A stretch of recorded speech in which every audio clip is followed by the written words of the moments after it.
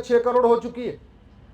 6 करोड़ भारत में घुसपैठिए रह रहे, और ऐसा कोई जिला नहीं है। आपके कुरुक्षेत्र में भी रह रहे, आपके रोहतक में रह रहे, आपके चंडीगढ़ में तो पूछो नहीं, 20 लाख के आसपास दिल्ली में रह रहे, चाहे हरियाणा हो, चाहे पंजाब हो, चाहे गुजरात हो, कोई सा ऐसा स्थान नहीं है जहां जगह जगह उनको नहीं बसा दिया। हाईवे के किनारे बसते जा रहे, रेलवे लाइन के किनारे बसते चले जा रहे, एयरपोर्ट के किनारे बसते चले जा रहे, आर्मी का जो कैंट एरिया है वहां बसते चले जा रहे। तो हम सुरक्षित हैं या असुरक्षित? जोर से बोलिए जरा। हमारे बच्चों का भविष्य सुरक्षित है या असुरक्षित है? कैसे होगा? सुरक्षित होगा जब राम नीति और कृष्ण नीति लागू होगी। राम नीति है भय बिन होय न प्रीत, और कृष्ण नीति है सठे साठ्यम समाचार। यही तरीका है। जो समस्या भारत में है वो सिंगापुर में नहीं है, जो समस्या भारत में है वो जापान में नहीं है। मैं कई बार कहता हूं, लोग कहते हैं जी कलयुग चल रहा है, कलयुग चल रहा है। मैं पूछता हूं ये जापान में कलयुग क्यों नहीं है? न्यूजीलैंड में कलयुग क्यों नहीं है? सिंगापुर में कलयुग क्यों नहीं है? ये सारा का सारा कलयुग स्वामी दयानंद जी की भूमि पे क्यों है? भगवान राम की भूमि पे क्यों है? भगवान कृष्ण की भूमि पे क्यों है? गौतम बुद्ध की भूमि पे क्यों है? गुरु गोविंद सिंह की भूमि पे क्यों है? ये सारा कलयुग इधर ही क्यों है, उधर क्यों नहीं है? मेरा मानना है कि जब तक समाज के साथ साथ सरकारें अपने स्वधर्म का पालन नहीं करेंगी तब तक सुरक्षित भारत नहीं बनेगा। जैसे डॉक्टर का काम है अच्छी तरीके दवाई देना, ड्राइवर का काम है अच्छी तरीके गाड़ी चलाना, शिक्षक का काम है अच्छी शिक्षा देना, वैसे सांसद विधायक का काम है देश को सुरक्षित बनाने के लिए सर्वोत्तम कानूनों का निर्माण करना। ये काम है। दुर्भाग्यवश अपना घर तो सुरक्षित बना रहे, अपने घर में ऊंची ऊंची बाउंड्री भी करा रहे, घर में सिक्योरिटी गार्ड भी रख ले रहे, लेकिन आम जनता को, और मैंने एग्जाम्पल दिया, मैंने ये 50 बेटियों का नाम लिया, किसी भी बेटी के हत्यारे को न आजीवन कारावास हुआ, न उसकी नागरिकता खत्म हुई, न उसकी 100% प्रॉपर्टी जब्त हुई। जब प्रॉपर्टी नहीं जब्त होगी तो खौफ कैसे पैदा होगा? खौफ तो तभी पैदा होगा ना कि एक आदमी कुछ गड़बड़ करे, 6 महीने के अंदर उसको ऐसी सजा मिले, ऐसी सजा मिले कि बाद में पूरे, भाई किसी के घर में अगर सुरक्षित बनाने का 2 ही तरीका है, बाउंड्री ऊंची हो और इस बात का खौफ है कि अगर इस घर में हमने प्रवेश रखा तो यहां दरवाजे पे 2 लोग खड़े हैं, मुस्टन लाठियों से पीटेंगे हमको, तभी खौफ पैदा होता है। ऐसे देश के बारे में खौफ होता है। जिस दिन पता चल जाए कि भैया भारत में अवैध रूप से रहना गंभीर अपराध है तो ये भागेंगे यहां से। अभी क्यों बांग्लादेशी आ रहे, क्यों रोहिंग्या आ रहे? क्योंकि 1946 का घटिया फॉरेनर एक्ट चल रहा है जो अंग्रेजों ने बनाया था, वो कानून आज तक नहीं बदला गया और नतीजा है घुसपैठी आते जा रहे हैं, जाते जा रहे हैं, आते जा रहे हैं। और घुसपैठियों को मदद करने के लिए बाहर से फंडिंग आ रही है तो घुसपैठियों के लिए सुप्रीम कोर्ट में वकील भी खड़े हो जाते। मेरी बहुत सारी पीआईएल का विरोध करने के लिए गुरुदेव सुप्रीम कोर्ट में भूतपूर्व कानून मंत्री, भूतपूर्व वित्त मंत्री, भूतपूर्व गृह मंत्री खड़े हो जाते हैं। ऐसे ऐसे लोग हमारे खिलाफ आके खड़े हो जाते हैं जो एक बार सुनवाई का 20 से 25 लाख रुपए लेते हैं। तो उनको 20 से 25 लाख रुपए कोई दे रहा है तभी तो आके खड़े हो रहे। ये बांग्लादेशी रोहिंग्या के पास इतना पैसा है क्या कि वो 20 से 25 लाख रुपए दे के बड़े बड़े वकीलों को खड़ी कर? नहीं। तो कहीं इसका मतलब बाहर से आ रहा है या अंदर से कोई दे रहा है, कोई ना कोई तो कर रहा है ना। मेरा आप लोगों से आग्रह है, आप लोग इस बात को समझिए कि जितना आवश्यक है धर्म की जय करना उतना ही आवश्यक है अधर्म का नाश करना। धर्म की जय करना सरकार समाज का काम है।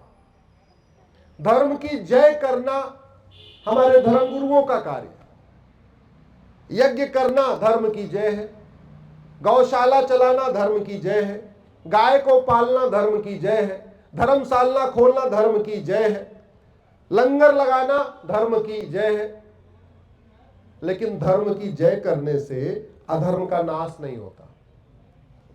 अधर्म का नाश करने के लिए तो नियम कानूनों को बदलना पड़ेगा, और सरकारों की यह ड्यूटी है कि अधर्म का नाश करें। गाय को रोटी खिलाना धर्म की जय करना है, और गाय को खाने वाले को जेल में डाल देना क्या है? अधर्म का नाश करना। अगर गाय को खाने वाला बाहर रहेगा तो एक न एक दिन आपकी गाय को खाएगा।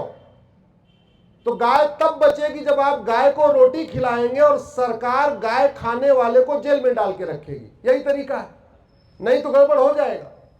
इसलिए धर्म की जय हो, अधर्म का नाश हो, प्राणियों में सद्भावना हो, विश्व का कल्याण हो, इसके लिए समाज के साथ साथ हमारी चारों जो व्यवस्था है, विधायिका, कार्यपालिका, न्यायपालिका और खबरपालिका, चारों को मिलजुल के काम करना पड़ेगा। हमारे धर्मगुरु अपना काम कर रहे हैं, धर्म की शिक्षा दे रहे हैं, लेकिन मेरा मानना है ये धर्म की शिक्षा जो हमारे धर्मगुरु दे रहे हैं, ये सिलेबस में क्यों नहीं आ रहा है? आखिर महर्षि दयानंद की जो शिक्षा है, जो सत्यार्थ प्रकाश की शिक्षा है, जो गुरु गोविंद सिंह जी की शिक्षा है, जो गुरुवाणी में लिखा हुआ है, गुरु ग्रंथ साहिब में लिखा हुआ है, वो केवल और केवल धर्मगुरु क्यों बताए? वो हमारे स्कूल में होना चाहिए। अगर क्रिश्चियन कंट्रीज में सरकारी स्कूलों में बाइबल पढ़ाई जा सकती है, इस्लामिक कंट्रीज में सरकारी स्कूलों में कुरान पढ़ाई जा सकती है, तो हिंदुस्तान में सरकारी स्कूलों में भगवत गीता, रामायण, सत्यार्थ प्रकाश, गुरु ग्रंथ साहिब क्यों नहीं पढ़ाया जा सकता? यह हमें पूछना पड़ेगा, अपने अपने सांसदों विधायकों से मिलकर पूछना पड़ेगा। और हमको यह भी पूछना पड़ेगा कि जनसंख्या नियंत्रण कानून क्यों नहीं बना रहे हो, धर्मांतरण नियंत्रण कानून क्यों नहीं बना रहे हो, घुसपैठ नियंत्रण कानून क्यों नहीं बना रहे हो, जो यहां अराजकता फैलती जा रही उसको क्यों नहीं बना रहे हो, हेट स्पीच को डिफाइन क्यों नहीं कर रहे हो, एक आयोग बना के जितनी रिलीजियस किताबें हैं इनकी समीक्षा क्यों नहीं कर रहे हो?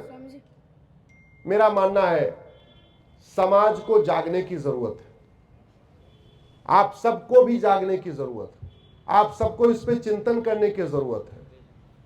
और एक बार याद रखिएगा, 100 साल पहले का सबसे बड़ा जैन मंदिर मुल्तान में था। 100 वर्ष पूर्व सबसे बड़ा, दुनिया का सबसे बड़ा जैन मंदिर मुल्तान में था। भगवान पार्श्वनाथ की मूर्ति थी, प्रतिदिन नौकार मंत्र होता था, प्रतिदिन वहां पूजा पाठ होती थी। उस मुल्तान के जैन मंदिर में आज की डेट में मदरसा खुला हुआ है, नमाज पढ़ी जाती है। हमारे 51 शक्तिपीठ में से एक शक्तिपीठ पाकिस्तान में है, नाम है हिंगलाज। आज हिंगलाज में वैसी पूजा नहीं हो रही है जैसी भारत में होती है, बस काम चलाऊ काम चल रहा है। हमारे 51 शक्तिपीठों में से 5 शक्तिपीठ बांग्लादेश में है। उन बांग्लादेश की शक्तिपीठों में बड़े मुश्किल से पूजा हो रही है, जैसी पूजा होनी चाहिए वो पूजा नहीं हो रही। 100 साल पहले सबसे बड़ा दिव्य जो शंकर जी का मंदिर था वो गंधार में था, दुर्योधन के ननिहाल में था।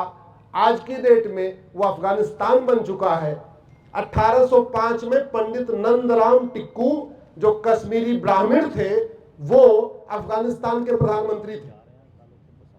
1805 में अफगानिस्तान के प्रधानमंत्री पंडित नंदराम टिक्कू थे। बड़ा उन्होंने खूब गुरुद्वारा बनवाया, खूब धर्मशाला बनवाई, खूब तालाब बनवाए, सब कुछ किया। धर्म की जय करने के लिए बहुत काम किया, लेकिन अधर्म का नाश करने के लिए कुछ नहीं किया। इसलिए 10 साल के बाद पंडित नंदराम टिक्कू को खदेड़ दिया गया अफगानिस्तान से, तख्ता पलट कर दिया गया, परिवार लेके वो भाग गए। फिर जो बचे उनके पास 2 ही रास्ता था, या तो मर जाए या तो कन्वर्ट हो जाए। तो जो कन्वर्ट थे होने थे कन्वर्ट हो गए, और नहीं तो लोग अपना मकान, दुकान, खेत खलिहान, उद्योग व्यापार छोड़ के भाग गए। 100 साल पहले विश्व का सबसे बड़ा वैष्णव मंदिर कैकेय में था। आज की डेट में उसको पेशावर कहते हैं।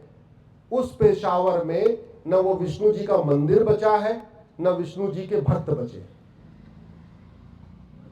100 साल पहले जो भारत था, स्वाभाविक सी बात है, पाकिस्तान, बांग्लादेश सब उसी का पार्ट होता था, वहां वो सारे कार्य होते थे जो हम यहां कर रहे हैं। आज हो रहा है क्या? नहीं। बाकी तो छोड़िए, 1971 कोई बहुत पुरानी बात नहीं है। 1971 में जब ये बांग्लादेश के ऊपर पाकिस्तान की सेना अत्याचार कर रही थी, उस अत्याचार का विरोध करने के लिए भारत की सेना गई। हमारे 20,000 सैनिक बलिदान हुए। उन 20,000 में से ज्यादातर हरियाणा, पंजाब के थे। 20,000 सैनिकों के बलिदान के बाद बांग्लादेश बना था, और उस बांग्लादेश में आज हिंदू, जैन, बौद्ध, सिख को अपना मकान, दुकान, खेत खलिहान, उद्योग व्यापार छोड़ के भागना पड़ रहा। कश्मीर अपना मकान, दुकान, खेत खलिहान छोड़ के जो भागे, वापस उनको मिला क्या? नहीं। 1947 में आडवाणी जी, जेठमलानी जी, मनमोहन सिंह जी, यश चोपड़ा, प्रेम चोपड़ा, लाला अमरनाथ, मोहिंदर अमरनाथ, राज कपूर, पृथ्वीराज कपूर, गुलजार, ये जो अपना मकान, दुकान, खेत खलिहान छोड़ के भागे थे, उनको कुछ मिला क्या? नहीं मिला। कब्जा हो गया दूसरों का। मैं नहीं चाहता कि 20-50 साल के बाद फिर वही स्थिति आए जो बांग्लादेश में हो रही है, या जो कश्मीर में हुई, या जो लाहौर में हुई, या रावलपिंडी में हुई। उसको बचाने का एक ही तरीका है, हमारी संख्या कम न हो, और संख्या लगातार कम हो रही है। संख्या कम होने का मैंने कहा 5 कारण है। लव जिहाद है, ड्रग जिहाद है, घुसपैठ जिहाद है, धर्मांतरण जिहाद है, जनसंख्या जिहाद। और ये 5 तरीकों के जो जिहाद है, उनको रोकने का एक ही तरीका है, कठोर कानून। कठोर कानून, ऐसा कानून खौफ पैदा कर दे। और वो केवल मेरे कहने से नहीं होगा, केवल गुरुदेव के कहने से नहीं होगा, केवल कुछ लोगों कहने से नहीं होगा। वो तभी होगा जब सब लोग मिलके बोलेंगे। और एक बड़ा खतरा जो बना हुआ है, वो गुलामी की शिक्षा। अब समय आ गया है, मदरसे बंद हो, मिशनरी स्कूल बंद हो, हमारी गुरुकुल वैदिक शिक्षा व्यवस्था पूरे भारत में लागू हो। अपनी अपनी मातृभाषा में पढ़े, पंजाब वाले पंजाबी में पढ़े, महाराष्ट्र वाले मराठी में पढ़े, गुजरात वाले गुजराती में पढ़े, लेकिन हमारी गुरुकुल वैदिक शिक्षा व्यवस्था पूरे देश में लागू हो। इसी के लिए मैं प्रयास कर रहा हूँ, इसी के लिए पूरे देश में घूम रहा हूँ, इसी यही बताने आपसे भी आया था। इतना याद रखिएगा, जिन नेताओं के भरोसे